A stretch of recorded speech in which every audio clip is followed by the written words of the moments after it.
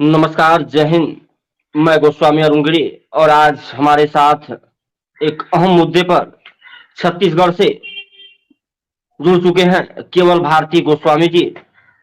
सबसे पहले आपका हमारे चैनल में जुड़ने के लिए बहुत-बहुत धन्यवाद, स्वागत है आपका।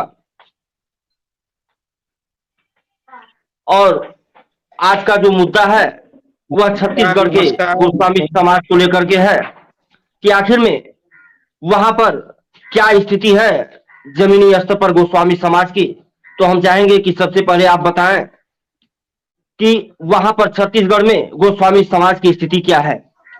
केवल भारती जी।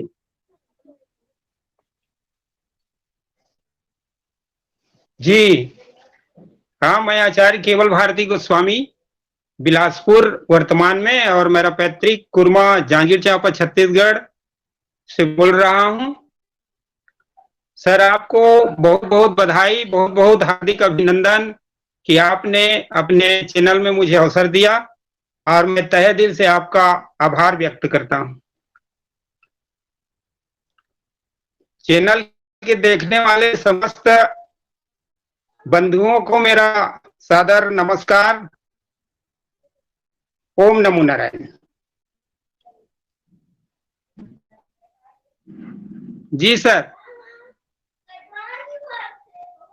तो हमने आपसे पूछा कि वहां पर छत्तीसगढ़ में गोस्वामी समाज की स्थिति क्या है, थोड़ा सा जानकारी दें।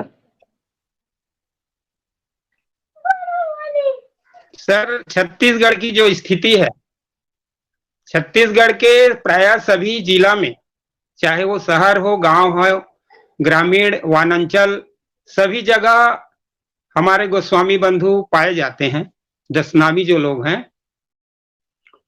और सबसे बड़ी कहा जाए दुख की कि छत्तीसगढ़ में 36 खंडों से भी अधिक गोस्वामी खंड खंड में बंटे हुए हैं। हम कई बार प्रयास किए इन लोगों को एकजुट करने के लिए, लेकिन इसमें हम सफलता अभी प्राप्त नहीं कर पाए हैं, लेकिन हमारा संघर्ष अभी भी जारी है।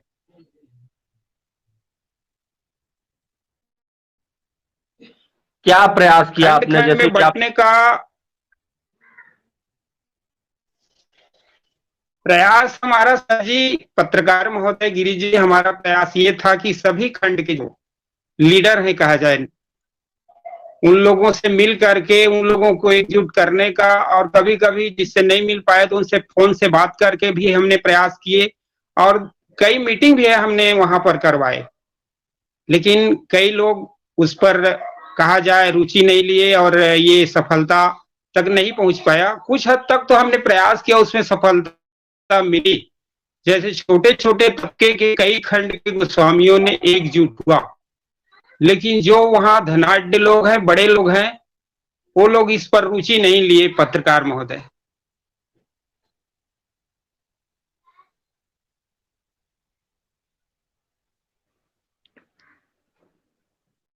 आखिर में क्या ऐसा करना चाहिए कि छत्तीसगढ़ में जो हमारे समाज के गोस्वामी समाज के लोग हैं वह लोग एकत्रित हों। क्या ऐसा आपके पास मूल मंत्र है, क्या आप सिस्टम लगा रहे हैं, किस तरह से आप चाहते हैं कि वो इकट्ठा हों? क्या आपके पास उद्देश्य क्या है, किस तरह से? देखिए, हम सब एकजुट तभी हो सकते, सबसे पहले हमें भेदभाव को मिटाना होगा।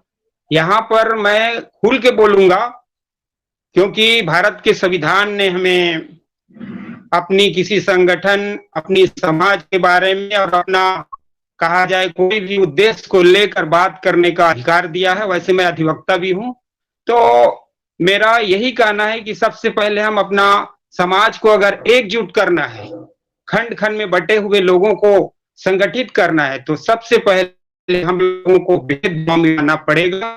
और छोटे बड़े की जो भेदभाव है, यहाँ ऊपर पार, बड़े पार, और खंडों में जो बड़े अपने को मानते हैं वो तो बड़े हैं, बाकी सब छोटे, मतलब छोटे गोस्वामी है। ये जो परंपरा है वो खत्म होना चाहिए। यही खत्म करने के लिए हम बड़े पार, छोटे पार, मंझला पार, जितने भी पार वहां कहा जाता है, ये लोग ही कहते हैं। हमने आज तक ये नहीं कहा, हमारे लिए सब बराबर हैं, कि कोई भी खंड के हम खंड भी नहीं मानते, सब गोस्वामी भाई हमारे एक हैं। लेकिन इन लोगों अगर आप पूछोगे तो वो तो नहीं है। इसका मतलब ये डिग्री थोड़ी बांट रहे हैं भाई कि वही बस गोस्वामी है, बाकी लोग नहीं है। तो ये सारी भेदभाव मन मुटाव को जब तक ये लोग नहीं त्यागेंगे, जब तक त्याग नहीं करेंगे, तब तक संभव नहीं लगता। इसलिए मेरा इन लोगों से भी इस चैनल के माध्यम से निवेदन है कि आप लोग आने वाले पीढ़ी को उज्जवल बनाना है, अगर एकजुट करना है और कहा जाए हमारी समाज की तरक्की विकास करना है, तो हम सबको एकजुट होने की आवश्यकता है।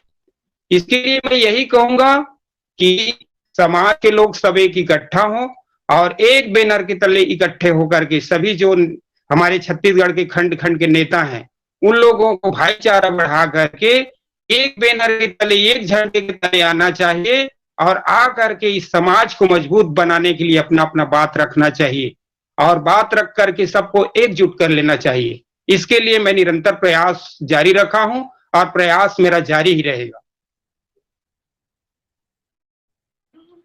चलिए, बहुत बहुत धन्यवाद कि आप जो है गोस्वामी समाज को इकट्ठा करने के लिए एक मुहिम छेड़ना चाहते हैं, और हमें खुशी है कि आपके उस मुहिम का हिस्सा हमारा चैनल भारत केसरी न्यूज बन रहा है, और ये गर्व की बात है। और दूसरी चीज मैं दर्शकों को ये बता देना चाहूंगा कि आप केवल भारती जी छत्तीसगढ़ हाई कोर्ट में आप जो है बतौर अधिवक्ता के रूप में, वरिष्ठ अधिवक्ता के रूप में आप कार्यरत हैं। अगर इनसे छत्तीसगढ़ के किसी भी समाज के बंधु को कोई आवश्यकता पड़ती है, लीगल के रूप में कोई जानकारी लेनी है या फिर किसी मामले को लेकर के जो है इनसे बात करना है, इनसे जानकारी हासिल करनी है, तो आप इनसे संपर्क कर सकते हैं और इनसे उन सारी चीजों की जानकारी आप ले सकते हैं। और सबसे बड़ी बात यह है कि कम से कम यह एक अधिवक्ता होने के साथ साथ समाज को लेकर के चलने की बात कर रहे हैं, बड़े ही खुशी की बात है। और दूसरी चीज हमारी ये रहेगी, हमारा लास्ट क्वेश्चन ये रहेगा आपसे कि आखिर में वहां पे जो आप गोस्वामी समाज को लेकर के बात की है कि तरह तरह के 36 गढ़ है तो 36 कणों में बांट दिया गया है, तो आखिर में इसका मूल मंत्र क्या है? मतलब मैं समझा नहीं कि किस तरह से बांट दिया गया, क्या बांटने का क्या रीजन रहा लोगों का? क्या है कि बांटने का कारण देखिए, हम यही कहेंगे, हमें जो अनुभव है, क्योंकि ये हम बच्चे थे उसके पहले से ये चला आ रहा है। कुछ जैसे मठ सम परिवार के लोग हैं, वो लोग अपने अलग हैं। उसके बाद जितने भी हैं वो खंड खंड में बहुत सारे मतलब समाज बटा हुआ है। और हम चाहते हैं कि चाहे मठ परिवार से संबंधित हो और चाहे गरीब तबके के मध्यम परिवार की गोस्वामी हो, सब आखिर दशनामी गिरिपुरी भारती सरस्वती बंती कारण्य पर्वत आश्रम ये लिखते आ रहे हैं गोसाई गोस्वामी। तो ये सब भाई लोगों को अपना करके, इनको कुछ अगर इनमें अज्ञानता है या कोई शिक्षा है या किसी इनकी परंपरा में कोई गड़बड़ है, उनको सुधार करके अपने साथ जोड़ने की आवश्यकता है, तभी मजबूत होगा। और छत्तीसगढ़ में मैं खुद छत्तीसगढ़ में रहता हूँ। गोस्वामी समाज के लोग कुछ भी कहें, वहां पर इनकी दबदबा धार्मिकता सब कुछ आती है, लेकिन राजनीतिक रूप से कमजोर हो जा रहे हैं संख्या बल के कारण। और हम चाहते हैं कि राजनीतिक रूप से भी, सामाजिक रूप से भी, धार्मिक रूप से भी और शिक्षा के क्षेत्र भी समाज आगे बढ़े और कहा जाए आर्थिक रूप से भी मजबूत हो, तभी समाज हमारा कहा जाए सशक्त और एक अच्छे समाज के रूप में आगे उभर सकता है। चलिए, बहुत बहुत धन्यवाद केवल भारती जी कि आप हमारे साथ जुड़े और अपनी बातों को गोस्वामी समाज के लिए रखा आपने। फिर हम दोबारा मिलेंगे, तब तक के लिए नमस्कार। जय हिंद, जय भारत।